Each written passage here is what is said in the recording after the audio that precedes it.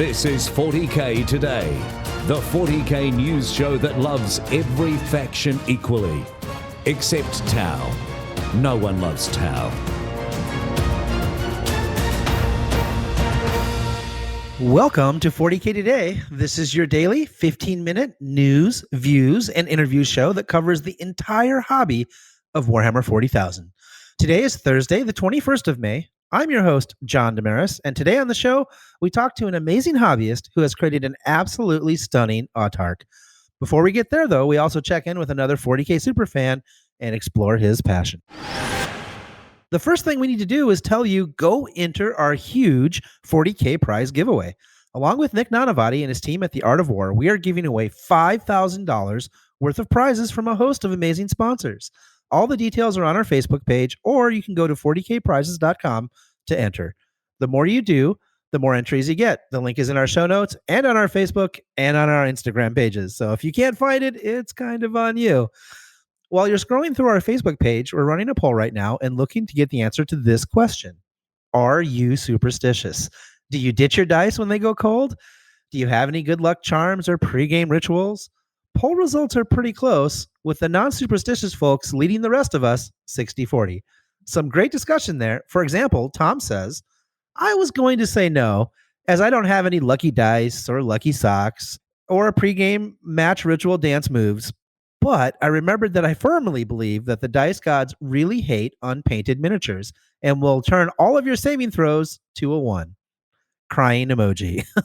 So, yeah, Tom, I would say you maybe are a little superstitious.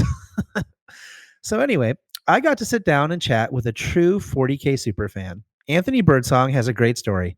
He sold his entire collection and everything else that wasn't bolted down to help start his business some years ago.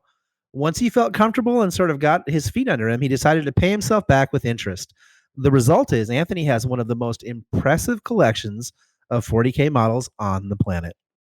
Why don't you tell people about your journey, how you got from point A to point B, because I think it's pretty interesting. So 1993, I was introduced to Warhammer 40,000. It was at a little gaming store called Realms of Fantasy in Beltsville, Maryland, behind Arby's. And I went in there, and it was kind of love at first sight. Had kind of a rough childhood. My grandma raised me. Blood Angels were the first army I had. Back then, at that time, you could not play with an army on a table anywhere unless it was painted. I mean, you couldn't do it at an independent gaming store. You couldn't do it at the bunker. Basically, you had to have a 3-color minimum, and it had to look like you put forth some type of effort. So that was my first introduction into 40K. I spent some time with it, a couple years. Never really got to play much then because I wasn't a great painter, but I collected the miniatures and had fun with that. I ended up selling that Blood Angels army probably when I was about 14 or 15. I came back into the hobby after I got married when I was about 22, I think. And that was during 5th edition. 5th edition was a lot of fun. They did a really good job with 5th edition, had a lot of really cool rules. That was when I started really getting into painted armies. I'm not super artistic, so I've always had my stuff commissioned, and I had a beautiful Dark Eldar witch army. That was the first really pretty army I owned. As time went on, I played competitively. I enjoyed the competitive scene. I played competitively. As time went on, things got going with me getting ready to start my business, and I had to sell everything that I owned pretty much to start my business. So I got rid of. Go ahead. Let's just pause there for a second. So you sold your beautiful witch army and all your 40K stuff and a lot of other stuff too. Yep. To start your business, right? So let's talk about that a little bit. What kind of business did you start, and where are you today? I own a car dealership in Hampstead, Maryland. It's called Hampstead Pre-Owned. And it was a tough decision, but it had to be done. Basically, everything that wasn't bolted down, I sold. I had a pretty extensive sneaker collection at the time. I got rid of that. I got rid of all my 40K stuff. I got rid of my Xbox, all my video games. And mainly I didn't really want any distractions. I wanted to totally focus on my business. For about 4 years, that's what I did. I totally focused on my business. I worked. I didn't do much besides that.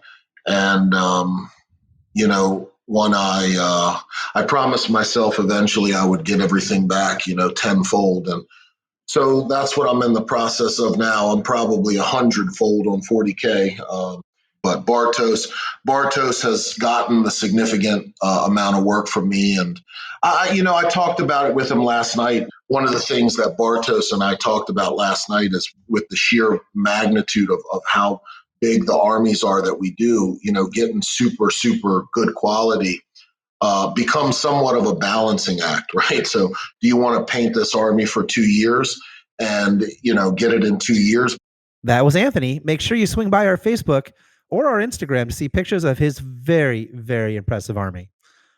Next, we talk about an absolute maestro in the hobby, Sebastian Kohl. Today's episode of 40K Today is brought to you by Frontline Gaming. Frontline Gaming is a one-stop shop for all your Warhammer hobby needs, discounted products, American-made gaming mats and terrain, and a full line of miniatures painting service and daily hobby content. And this can all be found at frontlinegaming.org. Welcome back. Our own Steve Joel caught up with Sebastian Kohl to discuss his amazing Eldar Autark. Fun fact, Sebastian entered it in his local Ever-Chosen contest and didn't even win.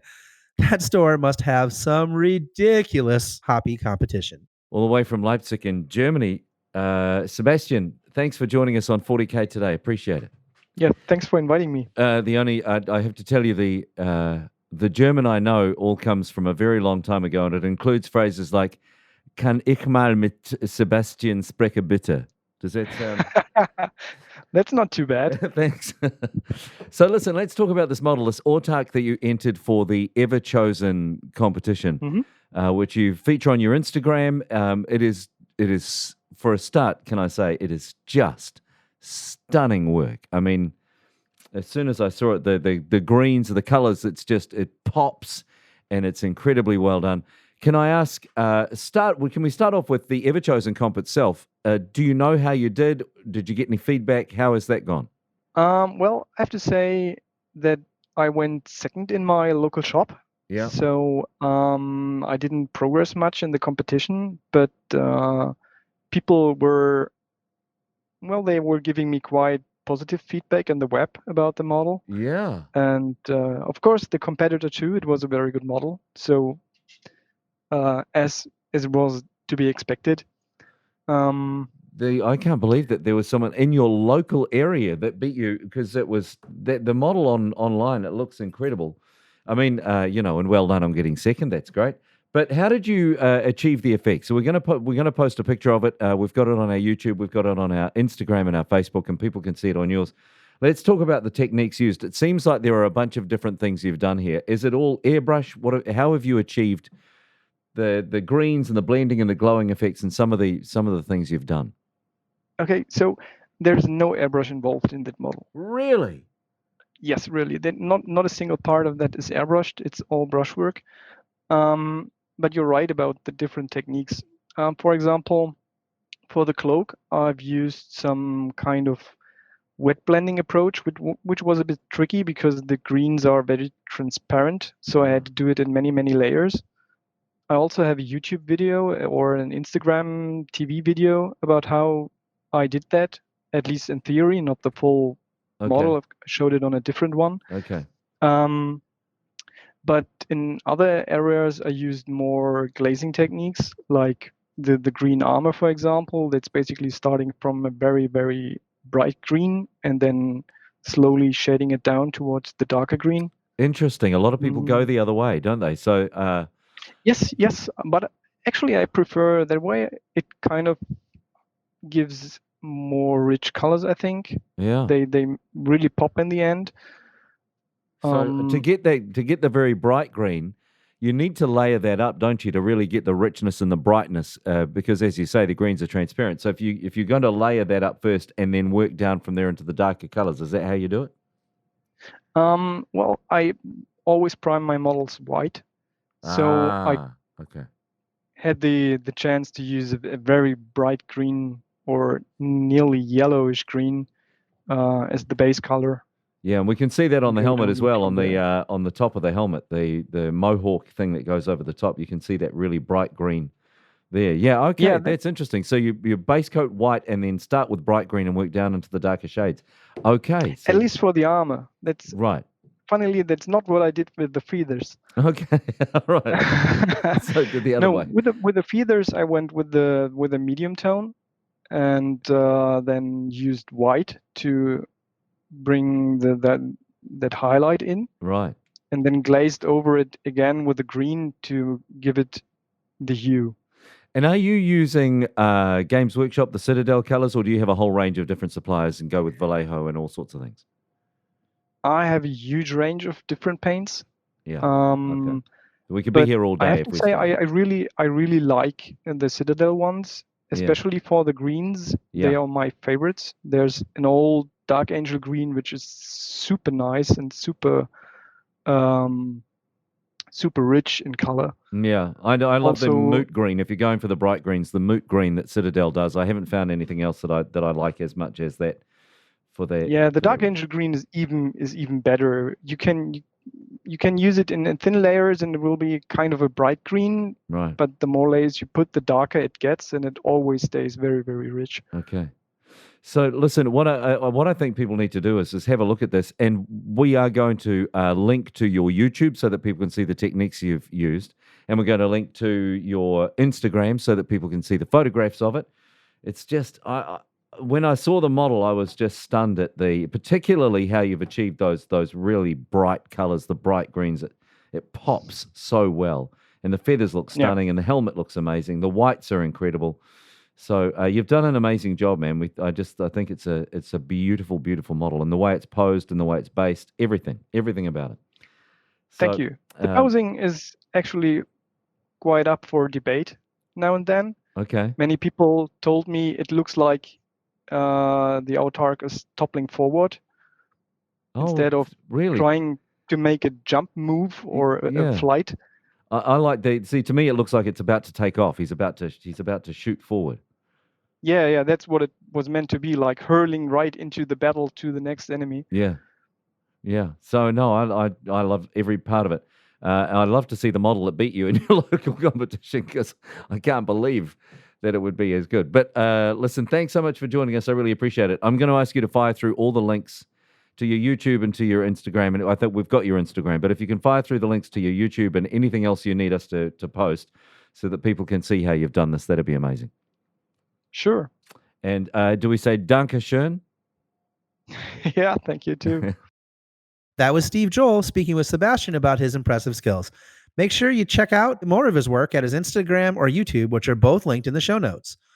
We are winding down, but before we say goodbye, it's that special time of the show. It's time for Model of the Day. It's the model of the day, the model of the day, the model of the day. This week's Model of the Day, I thought I would start off by sharing one of my own experiences and see if maybe you can relate. I spent a bunch of time getting a model to a decent standard, and then go to do the eyes and absolutely destroy my work every single time. Painting eyes is just, I don't know, it's impossible for me to do. The model of the day today is Celestine, done by Mulgalan, with straight up anime eyes. I have zero idea how someone does this kind of detailed work, but it's absolutely mind-boggling.